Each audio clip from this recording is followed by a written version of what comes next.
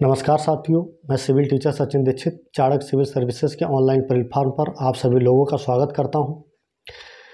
मित्रों, जैसा कि आप देख पा रहे होंगे, आज मेरा स्वास्थ्य कुछ ठीक नहीं है। मेरे दोनों आंखों में इन्फेक्शन हुआ है, विशेषकर लेफ्ट वाली आंख में, और डॉक्टर ने 2-3 दिन के लिए बेड रेस्ट करने के लिए बताया है।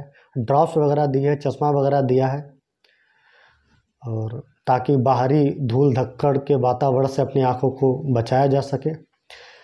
लेकिन मैंने सोचा कम से कम एक वीडियो तो आप लोगों के लिए डाल ही जानी चाहिए। तो साथियों, आज हम भाग 3 मूलभूत अधिकार फंडामेंटल राइट्स के अनुच्छेद 12 पर तकनीकी चर्चा करेंगे। तो साथियों, ये हमारे हाथ में संविधान की बेयर एक्ट है।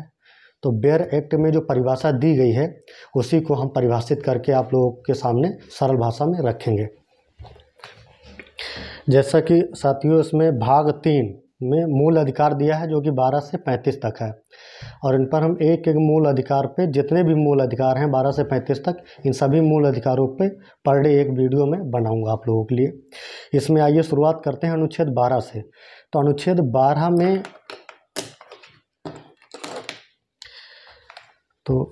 12 में कहा गया है, जैसे देखिए ये बेयर एक्ट है संविधान की। तो बेयर एक्ट की जो भाषा होती है वो थोड़ा क्लिष्ट होती है भाषा, वो आम व्यक्तियों के समझ से बाहर होती है। तो जो इसके प्रैक्टिशनर हैं, जो प्रैक्टिस करते हैं, तो उनके अभ्यास में आ जाती हैं चीज़ें, तो उनके लिए वो फिर क्लिष्ट नहीं रह जाती है। देखिएगा, और इस बेयर एक्ट को समझने के लिए विधिशास्त्र वगैरह भी पढ़ना पड़ता है, CRPC वगैरह पढ़ना पड़ता है, तब संविधान को सही से समझा जा सकता है। अदरवाइज अन्यथा खाली संविधान को उठा करके या उसके बेयर एक्ट को उठा करके संविधान को समझना बहुत ही दुष्कर कार्य है। लेकिन उसके लिए मैं हूँ, संविधान के क्लिष्ट से क्लिष्ट शब्दावलियों को सरल करके आप लोगों के लिए आज तक मैं रखता आया हूँ, और आगे भी आप लोगों के लिए इसकी क्लिष्ट परिभाषा को सरल करके रखता रहूँगा। और चलिए आइए चर्चा करते हैं।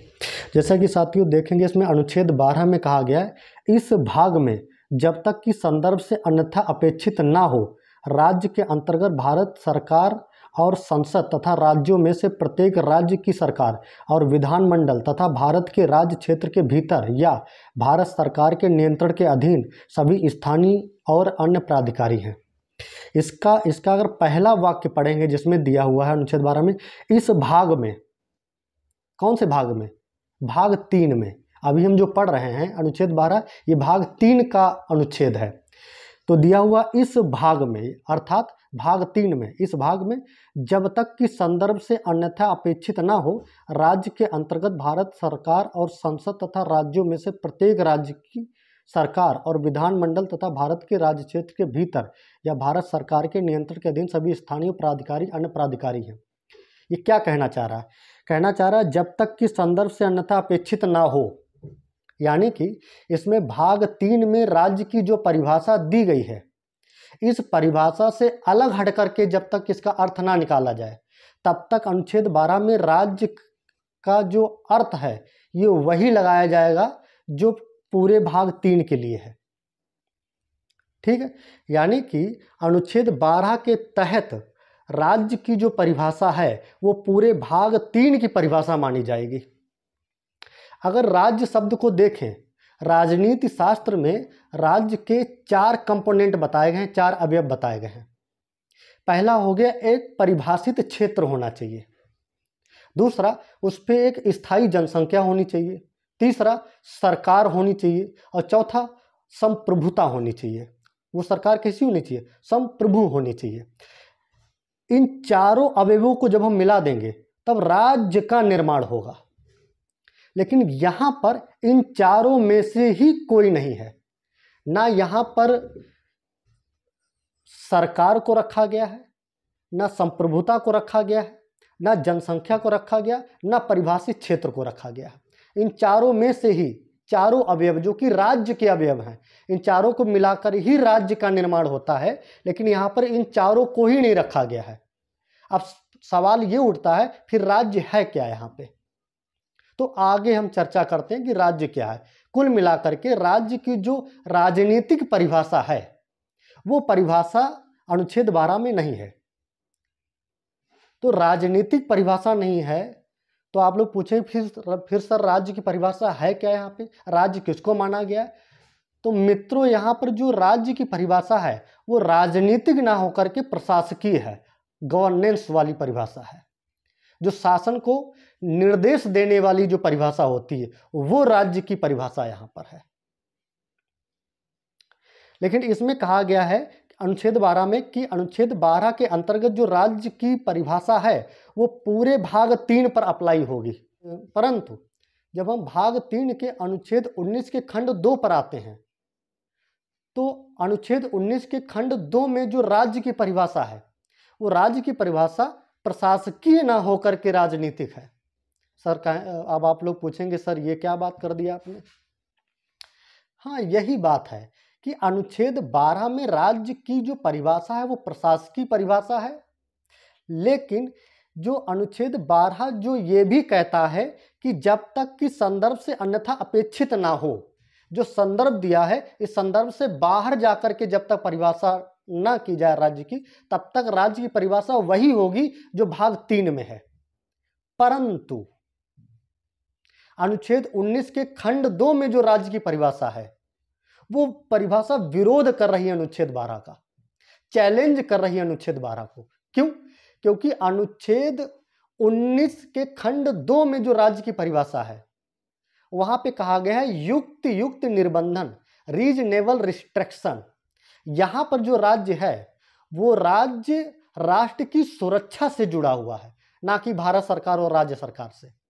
तो अनुच्छेद 19 के खंड 2 में जो राज्य है वो राज्य राष्ट्र की सुरक्षा से जुड़ा हुआ राज्य है, अर्थात अनुच्छेद 19 के खंड 2 में जो राज्य की परिभाषा है वो परिभाषा शासकीय ना होकर के राजनीतिक परिभाषा है, जबकि अनुच्छेद 12 में जो राज्य की परिभाषा है वो राज्य की परिभाषा राजनीतिक ना होकर के शासकीय परिभाषा है।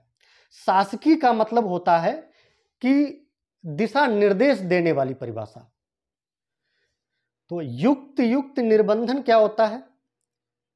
जब राष्ट्र की सुरक्षा की बात आ जाए और मौलिक अधिकारों में आवश्यकता अनुसार जब निर्बंधन लगा दिया जाए, जब रोक लगा दी जाए, तुम्हारे अधिकारों में जब कटौती कर दी जाए राष्ट्र की सुरक्षा को ध्यान में रखते हुए, उसको हम कहते हैं रीजनेबल रिस्ट्रिक्शन, युक्त निर्बंधन। इसमें उच्चतम न्यायालय में अनुच्छेद 19 के खंड 2 के लिए कहा है कि अनुच्छेद 19(2) के तहत जो राज्य की परिभाषा है उस परिभाषा के अंतर्गत शामिल राज्य को सीमित नहीं किया जाएगा। तो अनुच्छेद 12 और अनुच्छेद 19 के खंड 2 को लेकर के उच्चतम न्यायालय का एक इंटरप्रिटेशन भी आया है, एक दिशा निर्देश भी आया था। क्या दिशा निर्देश आया था? उच्चतम न्यायालय का दिशा निर्देश था, अर्थात जो व्याख्या थी वो ये थी कि अनुच्छेद 19(2) के तहत जो राज्य की परिभाषा है वो अनुच्छेद 12 के तहत राज्य की दी गई परिभाषा तक सीमित नहीं है। अर्थात अनुच्छेद 19 के खंड 2 में जो राज्य की परिभाषा है वो एक विस्तृत परिभाषा है, जिसको सुप्रीम कोर्ट ने कहा कि यह एक ऑर्गेनाइज्ड पॉलिटिकल सोसाइटी है, अर्थात संगठित राजनीतिक समाज है। इसलिए अनुच्छेद 19 के खंड 2 में दी गई राज्य की परिभाषा अनुच्छेद 12 में दी गई राज्य की परिभाषा तक सीमित नहीं है, बल्कि उससे एक कदम आगे बढ़ करके वो और विस्तृत है। जहां पर राष्ट्र की सुरक्षा की बात की जा रही है कि जब राष्ट्र की सुरक्षा की बात आएगी तो वहां पर जो मौलिक अधिकार दिए हैं उन पर एक युक्त निर्बंधन भी लगाया जा सकता है। तो कह सकते हो कि जो मौलिक अधिकार है वो एब्सोल्यूट नहीं है, निरपेक्ष नहीं है। अनुच्छेद 19(2) के तहत राज्य के संदर्भ में जो परिभाषा दी गई है वो एक शासकीय परिभाषा है, जबकि अनुच्छेद 19(2) के तहत जो राज्य की परिभाषा दी गई है वो शासकीय परिभाषा ना होकर के राजनीतिक परिभाषा है। अब ये जो राज्य की परिभाषा है ये भारत में आई कहां से? भारत के अंदर जो राज्य की परिभाषा है ये हमारा उच्चतम न्यायालय अमेरिका से लेकर के आया है। वहां पर एक वाद आया था, एक केस आया था जिसका नाम था स्टैमबर्ग वर्सेस कैलिफोर्निया 1931 यूएस, जिसमें कहा गया था कि राज्य के संदर्भ में राज्य की एक से अधिक परिभाषाएं कैसे हो सकती हैं। तब भारतीय उच्चतम न्यायालय ने समझाया था कि परिस्थितिवश और परिस्थितिजन्य राज्य की एक से अधिक परिभाषाएं अलग अलग संदर्भों में अलग अलग हो सकती हैं। तो ये कहां से आया था? स्टैमबर्ग वर्सेस कैलिफोर्निया 1931 यूएस से। अब प्रश्न ये उठता है, अब आप लोग पूछेंगे सर कुछ समझ में नहीं आया, बहुत ज़्यादा कंफ्यूजन हो गया है। तो साथियों ये यूपीएससी मेंस के लेवल का हम समझा रहे हैं आप लोगों को। थोड़ा तो आपको दिमाग लगाना ही होगा, अपने दिमाग का थोड़ा तो यूज करना ही पड़ेगा। फिर से समझिए कि अनुच्छेद 12 के तहत जो राज्य की परिभाषा है उसके अंतर्गत क्या क्या रखा गया है, उसको हम अपने समझ के दृष्टिकोण से 3 भागों में बांट सकते हैं। तो पहला हम रख सकते हैं विधायी, दूसरा प्रशासकीय और तीसरा प्राधिकारी। विधायी के अंतर्गत संसद को रखेंगे और राज्यों की विधानमंडल को रखेंगे। प्रशासकीय के अंतर्गत केंद्र की सरकार को रखेंगे और राज्यों की सरकार को रखेंगे। प्राधिकारी के अंतर्गत जो स्थानीय प्राधिकारी हैं उनको रखेंगे और अन्य प्राधिकारी हैं उनको रखेंगे। तो ये सब राज्य की परिभाषा में आते हैं जिनको अपने नियम कानून बनाने की स्वतंत्रता होती है। लेकिन साथियों यहां पर एक बात समझनी होगी बहुत गहराई से। अनुच्छेद 12 के अंतर्गत जो राज्य की परिभाषा है उस परिभाषा में न्यायालय को सम्मिलित नहीं किया गया है। अब सवाल ये उठता है कि न्यायालय को सर सम्मिलित क्यों नहीं किया गया? तो न्यायालय की स्वतंत्रता को बनाए रखने के लिए हमने न्यायालय को अनुच्छेद 12 के तहत राज्य की परिभाषा में परिभाषित नहीं किया है। लेकिन न्यायालय को हमने उसमें परिभाषित भी किया है और नहीं भी किया है। अनुच्छेद 12 के तहत न्यायालय को हमने रखा भी है और नहीं भी रखा है। तो आप लोग कहेंगे सर आप कंफ्यूजन पैदा कर रहे हैं बहुत ज्यादा। तो साथियों कोई कंफ्यूजन नहीं है, समझे मेरी बात को। अनुच्छेद 12 के तहत न्यायालय को सम्मिलित नहीं किया गया है, यह सत्य बात है। परंतु कब सम्मिलित नहीं किया गया है? जब न्यायालय कोई न्यायिक कार्य कर रहा हो तो अनुच्छेद 12 के तहत राज्य की परिभाषा में न्यायालय को सम्मिलित नहीं किया जाएगा।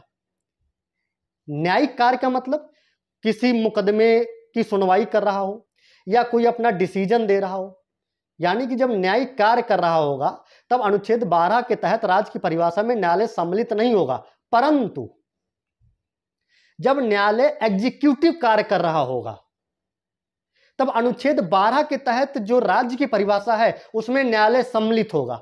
अब आप लोग पूछेंगे सर ये एग्जीक्यूटिव का क्या मतलब हो गया, ये समझ में नहीं आया। एग्जीक्यूटिव का मतलब हो गया जब न्यायालय न्यायाधीशों की नियुक्ति कर रहा होगा। न्यायालयों में जब न्यायालय न्यायाधीशों की नियुक्ति कर रहा होता है उसको हम कहते हैं एग्जीक्यूटिव फंक्शन, एग्जीक्यूटिव कार्य।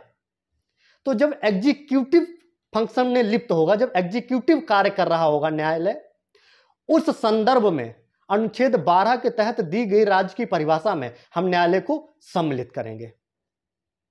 तो कंक्लूजन क्या निकला? कंक्लूजन ये निकला कि अनुच्छेद 12 के तहत जो राज्य की परिभाषा है वो परिभाषा राजनीतिक ना होकर के शासकीय परिभाषा है। जबकि राज्य के तत्व क्या होते हैं, अवयव क्या होते हैं? उसके अवयव होते हैं कि एक भूभाग होना चाहिए, जनसंख्या होनी चाहिए, सरकार होनी चाहिए और संप्रभुता होनी चाहिए। लेकिन अनुच्छेद 12 के तहत राज्य के अंतर्गत इन चारों को ही शामिल नहीं किया गया है। तो इसका अर्थ यह निकला कि अनुच्छेद 12 के तहत जो राज्य की परिभाषा है वो परिभाषा राजनीतिक ना होकर के शासकीय है, जो कि सिर्फ और सिर्फ दिशा निर्देश देने का कार्य करेगी। वहीं अनुच्छेद 19 का खंड 2 जो कि अनुच्छेद 12 के तहत दी गई राज्य की परिभाषा को एक चुनौती देता हुआ प्रतीत होता है। वो प्रतीत इसलिए हो रहा